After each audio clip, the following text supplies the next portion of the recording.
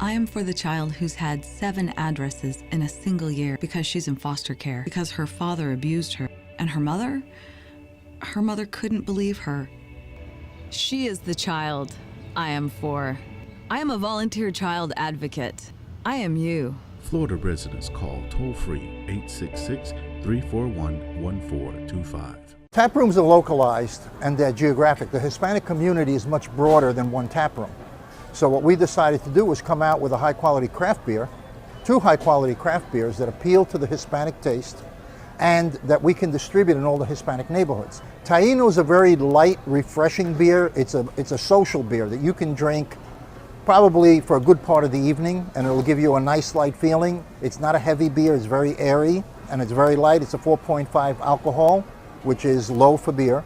The Boricua is a 6.0. Now that's a stronger beer, and we designed it to be a little bit stronger than Heineken. Heineken is a favorite in the Hispanic community, so we have a little bit more muscle than Heineken. Boricua right now, in a very short amount of time, it's been a miracle for us because we've gotten a large range of acceptance at the retail level. We're in Publix, we're in ABC, Target is picking it up, we're in Sedano's, we're in Bravo's, 7-Elevens are picking it up because they're concentrating more on craft beer and the Hispanic market. So what we're trying to do is do a quality beer, a high quality beer, more taste, and that the Hispanic community will like.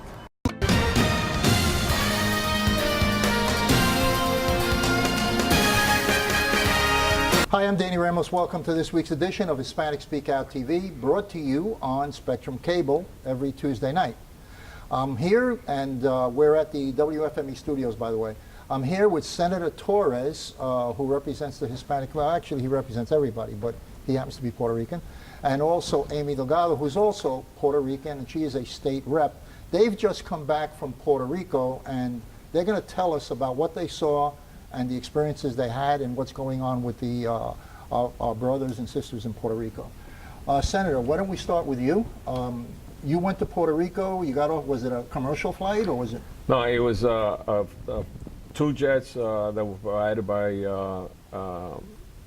the FDP President Stephen Patel, and we were bringing supplies, generators, and other medicine and other material that was by one of the mayors from South Florida. And then the other ones we had 8 elected officials? Yeah, there was a small delegation of us, so it's probably 8. About 8. And we were there to firsthand see what is happening in Ponce. The ironic part for me was that I have an uncle, I have several uncles. One lives in Ponce and the other one lives in Juanadilla. And through calling my cousin in New Jersey, my uncle has a landline, which it works on and off, and I was able to have her call him and said, Biting is coming down there. That, by the way, that Biting is a nickname we have for Victor in Spanish. So if you see me, call me Biting, it's okay. So, I'll remember that. I'll remember that. And she reached her dad, and he was at the airport. So we landed in Mercedita, which is the airport in Ponce, and we could see him standing. The first plane landed, and one of the elected officials came back, and he said to me, "You got a relative standing out there waiting for you." And I said, "Really?" He says, "Yeah, your relative is waiting out there." So when Amy and I were walking towards the gate, I could see my uncle, and when we embraced, it was emotional and surreal. We had no contact with them. Yeah. It just so happened that right before we left, our cousin said she had made contact at that day, and it was intermittent. So we tried to, if you can get the message again, see if you can tell them, and if you can meet us, we'll be there. Yeah. So it was so emotional and surreal to. Yeah, well, most feel. people that fly down there, most politicians don't have the personal connection. They go down there as observers and stuff like that. Yeah. But you guys go down, you got family all over the island, and it's a whole different way of seeing that particular situation. Well, Danny, the first words when I embraced my uncle and his wife, it was like, "Biting, we need water. We don't have any water." Wow. And what do you do? Agua. This is something we take for granted. How many days ago was this? Yesterday. Wow. That's- Yesterday. Yeah, and So is it starting to trickle through? I mean, you know, I heard on the news, and I don't know if it's true or not, that cell phones, you know, there was 47% of cell phone services back. It depends on where you're at on the island. So Okay. that's also part of the problem, right? Yeah. So the logistical pieces Communications. have become incredibly challenging. There's no power in the island. 97+% of the folks Still. are without power and Yeah. not expected to have power for months. Without power, there's obviously water issues as well. There's no water, Yeah. there's no sewage maintenance and so forth. So that becomes a logistical nightmare for anybody involved. Are people having a health crisis? I mean, we have a lot of elderly people, like any community. So are those people in jeopardy, real jeopardy? So out of the Yeah. 60+ hospitals on the island, there were about 17 of them that were semi-operational, and I say semi because they were working off of generators. Generators. And so they work as long as they have fuel, and if there's no fuel, there's no generator, there's no generator, there's no power for the services that they can provide. So I would say yes, and the short answer is yes, there is a health crisis. If you can't take care of the patients, or the patients have nowhere to go, no way of getting their medication or their treatment, you're going to have a health crisis at some point, if not immediately in the near future, if things don't progress for them. well, Danny, the mayor who was so gracious to receive us with law enforcement and other emergency management that she has in Ponce, she made it very clear that Ponce was neglected, that no supplies had come into Ponce at all. As No of yesterday, FEMA. no. Well, Ponce no is a major city. It's a major city.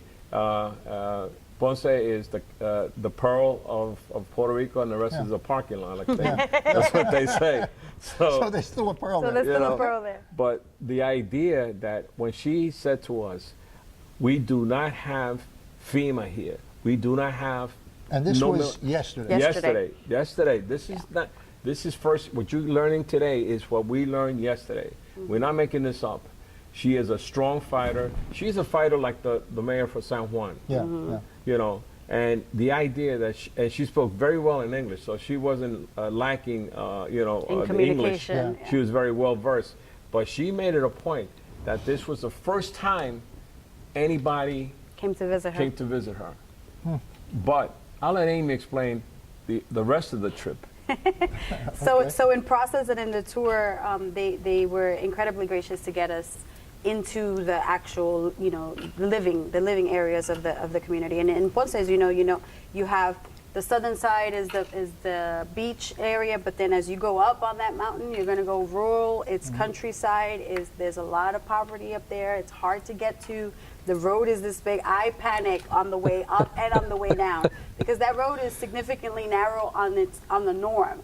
With the amount of debris Yeah. and the amount of wires, power wires that were down, A two-way. with all of this happening, it takes a special type of person to do this every day. Really? And I've been on a road like that in Puerto Rico. It's significant, and with the amount of people that are trying to traverse that mountain up and down in order to get fuel, in order to get food, if they can get food, in order to get cash, if they can get cash.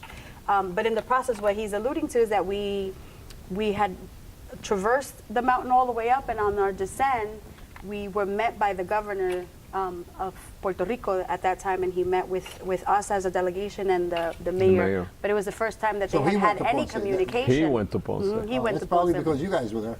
Potentially, but at least he showed They up, heard the and there plane we was were. landing, and they said, we got to get over there. And we had a nice conversation with him along with the mayor and the folks there. But it's even hard, that he was having a conversation publicly with the mayor, and it was interesting because he's asking her, what are the needs right now, that you've assessed, and she's giving him her pieces and her side of the necessities, and he says, oh well, we just sent that same thing you're asking for. A portion of that just went to the alcaldesa, right, to the alcaldía, to the municipal seat, but she wanted it somewhere else. But there was no way of communicating that when that order was given. So here, whoever was bringing that message Never got was the message. 2 hours out. So They were on so the they're road. going on one way and they're asking They for were on the something road another way. already. So logistically and communication, it's beyond a challenge. It's beyond challenging. But right you now. figure 14 days, we get there, he shows up, and she says, oh, nice seeing you,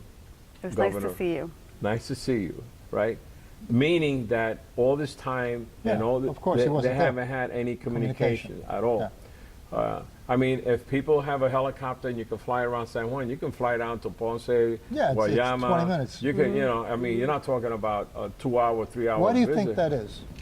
I mean, like you just said, he has a helicopter at his disposal. He has the National Guard at his disposal.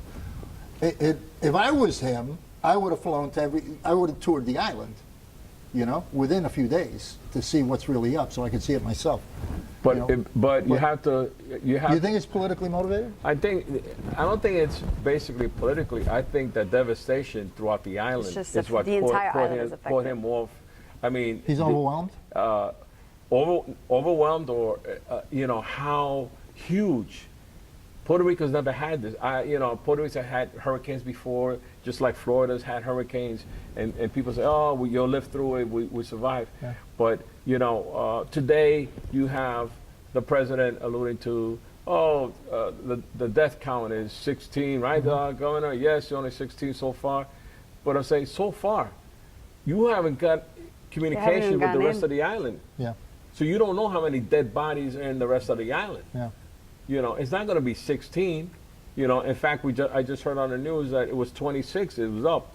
It's going to go up. Go to the hospitals. You're going to find in the morgues in the hospital. so- more. We drove past, as a matter of fact, we drove past a funeral home that was destroyed. I mean, half the building, there were people inside, so we were assuming that they were trying to work Right, inside. right. But half the building is destroyed. This is a funeral parlor. I mean, what's going to happen as they start bringing in those that expire? Yeah, it's a tremendously negative situation. Now, let me ask you this. FEMA is there. Now, FEMA has a certain capacity, you know what I mean? Well, with Katrina, FEMA did a terrible job way back in Katrina. I mean, That's it right. took them a long time to catch up. So, is FEMA totally outgunned here in being able to deal with the magnitude of this situation? Well, I think the FEMA situation, and it's like General Andre said, you got to separate FEMA to one side and put the military in charge, because the military doesn't go by paperwork or assessing. Which military are you talking about? The Puerto Rico military or the U.S. The military? United same States, thing. yeah. The U.S. military. No, but I'm saying you But- have a National Guard Yeah, there. yeah. You have a National Guard, but you're going to need more. But they each you're have gonna their need, job. Yeah, you're going to Okay, need. so why do you need the military in charge? Because the military has the capability of setting up shop anywhere in the world, in the middle of the desert where there's no electricity, there's nothing running. They can run a show. They can set up the communication comm centers. I heard Henri today said they have pods that they could put in all the cities in the island in Puerto Rico, because they can operate water, electricity, and everything in these pods. So all they have to do is bring them and put them to operational inside those towns. Is there a resistance to have because, you know, you have different factions, right? Different mentalities in Puerto Rico. Is there a resistance to have the U.S. military have a large presence on the island? From the people? Because we had that negative thing, not a negative thing, but Not that we saw, not that I saw. No. I think, you know, the people at this point, they're so desperate for help that I don't think they care who they're getting the help from in order for them to get back on their feet. And, you know, one thing that I am incredibly proud of seeing is the resilience of our people. They don't want you to come do it for them. They just want to be able to have the material available. They want to be able to go to the store and buy the products that they need to fix up their home or cook their meal or feed their kids or get back to a schedule and be able to go take their kids to school. This has nothing to do with doing everything for them. This is about having the opportunity to say there are enough supplies in the Home Depot, in the TJ Maxx. I mean, we drove by one McDonald's that happened to be running with an incredibly limited menu. They were selling nuggets, cheeseburgers, and I don't remember what the third one was. It was 3 items. The line for that drive-through was down that hill for hours. People are waiting for hours for chicken McNuggets, for God's sakes, and they're paying for this. This is not free. This is not a donation. They're trying to get back to normal. Going back to the Army. I was just about to you go know, there. I wanted to remember go back that I was born during the era of the draft.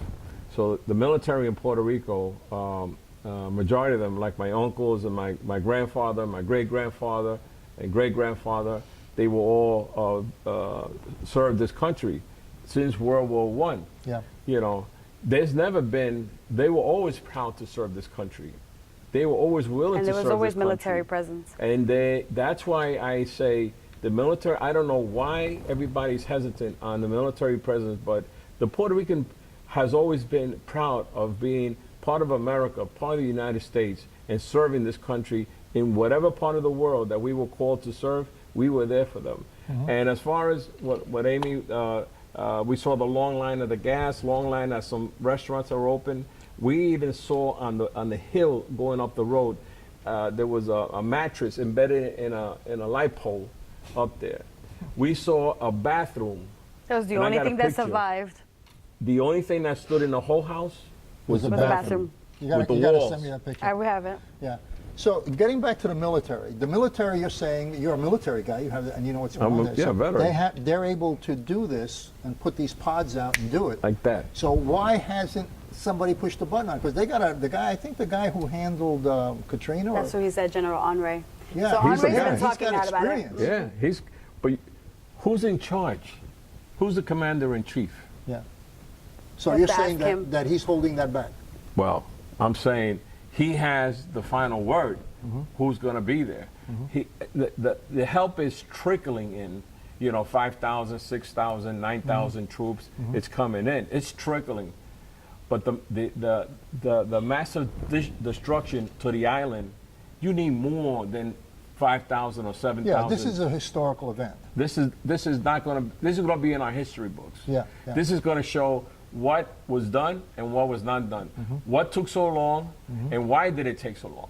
Because people are going to say, "Yo So what sufrí." you're saying is that Bush had Katrina and Trump has Puerto Rico. Yes, he does. You got it. Okay, so that's going to be his legacy. That's his Katrina. And this is his Katrina. He's Katrina. No, this is worse than Maria is Katrina. his Katrina. This Katrina was bad, but this, yeah.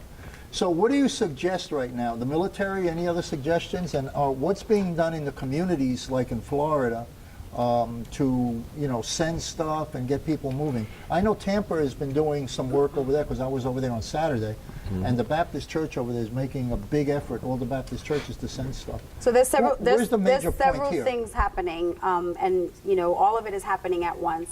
At the state level, legislatively, many of us have gotten together to urge the governor to set up relief centers around the state, specifically the larger metropolitan areas that already have Puerto Rican populations, because we're expecting more. So on the state level, for our purposes, we want to make sure that as they come and they evacuate or migrate to Florida, they have the ability to move Yeah. forward. I sent a tweet on that. Let me back up on that because I want to talk a little bit more about that. When you have such devastation, okay, and they're saying 3 months, 6 months, the grid, the electric grid is a disaster, okay? We are going to get a mass migration. Is that what you feel? Yes. Oh, yeah. Okay. Yeah. And that means it's going to hit Central Florida. Correct. Definitely. Okay, because one of the largest portions of Puerto Ricans right here. is right here in Central Florida. It's not Miami, it's here. That's right. Okay, so how is the school system going to handle this? Because what we're looking at is maybe thousands of students coming in. They're not necessarily English language dominant. So it's going to create a big situation for the school system. Yeah, so to answer the question, there's a hybrid of need and there's multiple layers to it. As far as the school and the kids are concerned, we're partnering and having conversations with the different school boards for that very reason. We already have significant problems within our school system due to how we at the state level navigate either their funding or their legislation. And now you're going to have an influx of new students that are coming in with all kinds of things that they don't have, right? Either the paperwork is flooded and therefore destroyed, the house is destroyed, who has the documentation? So there's all kinds of different things that we're trying to navigate and be able to address. So one of those things that we're trying to navigate is calling for a special session to be able to discuss and plan what we're going to do, not only for education and how we're going to educate the kids, and what does that mean for them in the future? Are they going to stay here temporarily? Are they going to be here permanently? What do What you does that think? mean later? What do you think? Do you They're think going to be here. They're going to be here. For the most part, anybody So- that comes here, they want to be here, they want to stay. But you still have to plan for it, right? Same with their health care, same with their housing, same with their Jobs. jobs, same with their language, right? So there are so many layers that they need to be able to navigate, and we as legislators need to have those conversations. We're asking for the special session for that very reason. You can't just make a blanket statement and it's done. This is affecting many layers from preschool to college. You know, the colleges have done really well up front, and then the governor announced it statewide, and that is in-state tuition for any of the Puerto Rican students that come from Puerto Rico and continue their education in Florida. They pay in-state tuition. But that's right now. What's going to happen after? What happens to those that come here and are in the high school system and graduate? Are they going to be qualified to have in-state tuition? Have you got any idea of what the projection is? Of the amount of people? Yes. There are 3.5 million people currently, on the island who don't have food, who don't yeah. have water, who don't have bathrooms. Yeah. So I've heard different reports on Are they it. going to be like whatever flies out is going to be people coming to Orlando? Well, you haven't seen yet, because that's the next thing. The airport, besides San Juan, which is people are standing around trying to get flights out of San Juan, but those who live in the other outskirts, like Ponce, they can't get to San Juan. So if you open up Mercedita and you have flights leaving, JetBlue, I think only did one flight, they were telling me, would that allow people to fly out of Puerto Rico and come here? Remember one thing, you talk about the students, you also got to talk about the teachers of those students, who we can have them in our educational system to work with our school boards to help facilitate those kids. Dealing with their licenses and transitioning them as well Driver's is part license. of the conversation. I just had a call from that construction. They're going to offer jobs for those who are coming from Puerto Rico who want to do construction work. They're looking for labor. They're looking for manpower. Is there a mechanism to marry the two needs? In other words, Here and there? yeah, you're saying there's not a formal. In other words, nothing's been set up so that when these people, they have a phone number to call for work. That's they what have we're- a phone number. That's to call what for That's what we're vacation, working on. they We're have a working phone on. That's what number. we're working on. What we've asked the governor to do with the Relief Center is really a one-stop shop. We don't want folks that are coming here already traumatized and dealing with all kinds of problems to have to go to 12 different agencies and 12 different places in order to navigate their need. Having a relief center where they have folks from the different organizations, whether it's housing, healthcare, education, licensing, whatever that is, and they can sit there and triage them, you know, some form of case management mechanism so that they can fulfill their need and then be able to move forward. One of the places that I've thought about was the armories. You know, the armories. Lynx is already offering to transport anybody that arrives to bring them. And I say in the armory, you could set up the different agencies with the capability of where we need to house them, what do they need medically. So there's many issues, but we need to coordinate this. Yeah, and local government is engaging. Today they were having a county commission meeting with a similar topic, and discussion was part of the agenda. You know, this is going to take all of us. Who is working with you guys? You know, what other elected officials are working with you guys? Currently, there's a handful of us that got together and signed the letters for Representatives. the two of us, Representative Guillermo Smith, Carlos Guillermo Smith, Representative Asensio, Senator Jose Javier Rodriguez, Senator Tadeo, Representative Durant. She went to the trip. Yeah, she great. went that.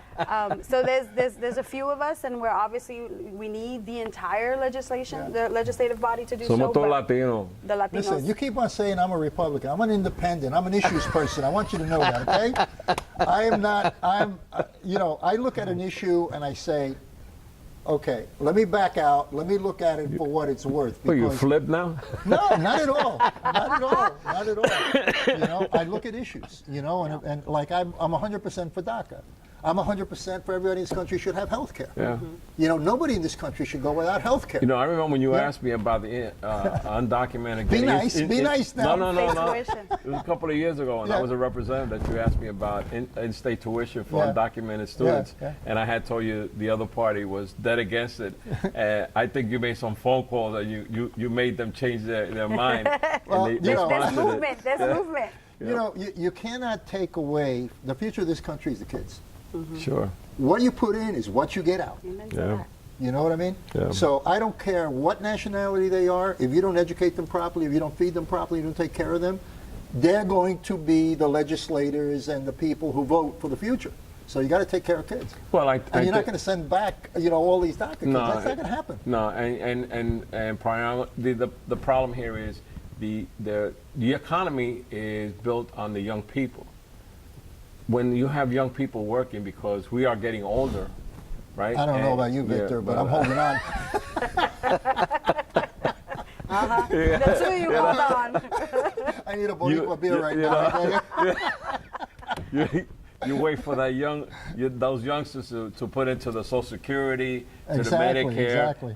because these are the agencies that are taking care of all Yes. our aging population. And I think even in labor, the lack of skilled labor, carpenters, electricians, plumbers, painters, iron workers, these are all things that build our structure. So we need to have people who are willing to go out there and learn these trades, because guess what?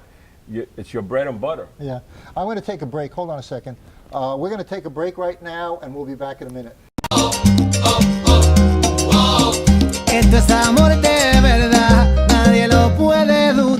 Step up to craft beer. Taino Light Lager has a crisp, refreshing Caribbean-style flavor. Boricua Craft Ale, full-bodied flavor for the true beer drinker. Stop drinking beer water. Taino Craft Light Lager and Boricua Strong Craft Ale. Feel the rhythm and come up to craft beer. We're here with Senator Torres and State Representative Amy Mercado, which I made a mistake. I said Delgado. I apologize for that. So, and we've been talking about the situation in Puerto Rico, and I think we should just keep talking until we get it all out. Okay? So you were talking about when I was a kid, when you were a kid, we had vocational schools. Right. Then everything went through, I don't know what happened with the minorities and all this kind of stuff, but all of a sudden, all the minorities in the country had to go to college. Okay? So I went to the New York School of Printing when I was a kid. It was a high school. Right, high school. Okay? I had a job straight out of high school. Yeah, I was making more than the minimum wage. Yeah. Okay? I did go back to a community college, but I had a job full-time in a large printing company. Yeah. So I went right in, you know what I mean? And I made a lot of contacts, and from there I got a job at Random House because I'd learned, and I had a background in printing. Sure. I was the youngest guy ever to work in Random House in production. I was 21 years old, and I had an assistant production job. So the idea, what you were just talking about, Victor, is gone full circle again, that we have to train the kids, because not everybody wants to go to college. Right. Don't force them. If they, people work very well with their hands or with their mind and their hands. Well, and that's the apprenticeship programs is a vehicle that I strongly support and I urge, because in the unions and in the private sector, it's the driving force right now, apprenticeship programs, because they see the need. They have so many work and not enough workers, right, and skilled workers. Because Danny, it's not the idea that just somebody puts a nail and to the plywood and knocks it in. They have to know the draft, how to read, how to measure, because everything today is reading, writing, and understanding. And your computer on the schematics for anything you're going to construct, the walls, anything, the piping, the air conditioning. So to me, apprenticeship programs is a vehicle that we need to push in our schools to make sure our kids and everything's got to be the code. Correct. So, but when you have an influx of these kids coming in from Puerto Rico, are these programs are not in position yet, or are they? The apprenticeship programs are in position, because we do have local apprenticeship programs going here through the labor outfits that I've been instrumental, and the private sector also, because President Obama, before leaving, he had instituted money for apprenticeship programs throughout the country. So everybody, you start an apprenticeship program in your company, you're going to get some money to reach out and get people to get enrolled. Well, it becomes their bench, right? It becomes their new crop of folks for the next line of leaders within their community and their company. So it's important to have. They may not be called apprenticeship programs, but it'll be a leadership training or anything to that effect, where it's very specific to the industry, very specific to the need of that company. So they're seeing the validity and the advantages of having this type of program within the structure.